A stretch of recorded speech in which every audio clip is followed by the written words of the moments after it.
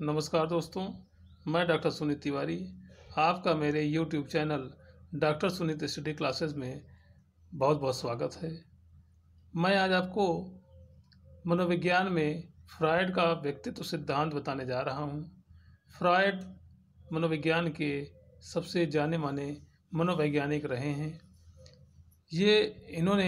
इनका जन्म जो हुआ था 6 मई 1855 को साधारण यहूदी परिवार में हुआ था।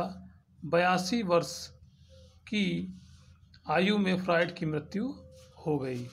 फ्रायड ने व्यक्तित्व का सिद्धांत दिया है। सबसे पहले आप जान लें कि फ्रायड ने मन की 3 दशाएं बताई हैं। सबसे पहले आप जानें कि मन की 3 दशाएं बताई हैं।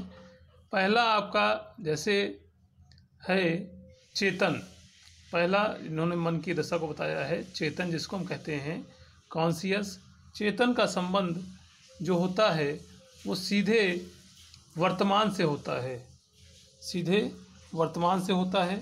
जैसे कोई छात्र परीक्षा भवन में परीक्षा दे रहा है, तो अगर उसको प्रश्न नहीं आता है तब भी वो उत्तर लिखता रहता है और तब तक लिखता रहता है जब तक आंसर उसका कंप्लीट नहीं हो जाता है।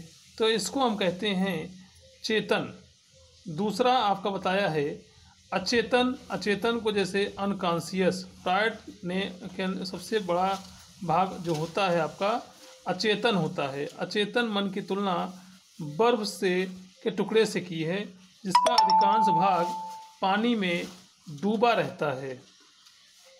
अधिकांश भाग पानी में डूबा रहता है। यह भाग हमें दिखाई नहीं देता है। इस प्रकार बर्फ के टुकड़े का जो भाग तैरता रहता है उसे हम चेतन कहते हैं, तथा जो भाग डूबा रहता है उसे अचेतन कहते हैं। तीसरा भाग आपको अर्धचेतन बताया है। अर्धचेतन वो होता है जिसमें अर्धचेतन वो होता है जैसे कुछ स्मृतियां बिना प्रयास के याद आ जाना, उसको हम कहते हैं अर्धचेतन। जैसे कुछ चीज़ें आप कहीं रख देते हैं, भूल जाते हैं। कुछ चीज़ें जैसे आप किसी परिचित का नाम भूल जाना, वस्तुओं को गलत स्थान पर रख देना, जीभ का लड़खड़ा जाना, ये सब आपका अर्धचेतन में आता है। यह अवस्था जो होती है ऊपरी सतह होती है। कुछ स्मृतियाँ ऐसी भी होती हैं जिसको हम आसानी से बिना प्रयास के याद कर लेते हैं, इसी को हम कहते हैं अर्धचेतन। उसके बाद व्यक्तित्व की दृष्टि से फ्रायड ने 3 चीज़ें इसमें भी बहुत महत्वपूर्ण बताई हैं। जैसे आपका इड, ईगो और सुपर ईगो। इड का यानी कि इदम का अर्थ होता है, इसकी उत्पत्ति जन्म से होती है। जब बालक जन्म लेता है तो वो ईड उसके अंदर होता है। इसका उद्देश्य होता है आनंद प्राप्त करना। जैसे छोटा बच्चा होता है वो जिद करता है कि हमको चाहिए तो चाहिए, वो ये भी नहीं देखता कि पिताजी के पास पैसे हैं कि नहीं हैं, उसको चाहिए तो चाहिए। इसी को हम कहते हैं इड, यानी जहाँ पे आपको आनंद प्राप्त होता है उसी को हम कहेंगे इड। दूसरा आपका आता है ईगो।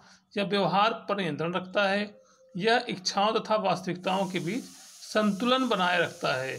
इसी को हम कहते हैं अहम या ईगो कहते हैं।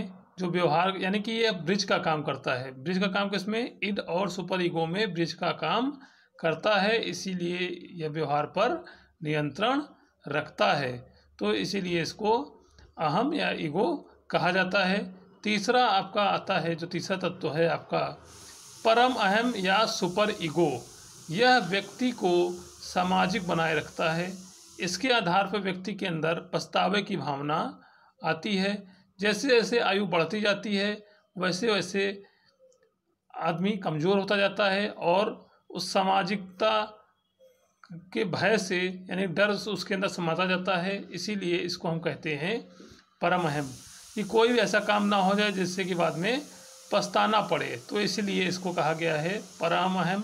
तो ये व्यक्तित्व के लिए 3 चीज़ें बहुत अहम बताई हैं, इड, ईगो और सुपर ईगो, जो हर प्रतियोगी परीक्षा में पूछा जरूर जाता है और आप ये सही कर लें, इसीलिए हमने आपको बताने का प्रयास किया है। इसलिए हमारे वीडियो को शुरू से अंत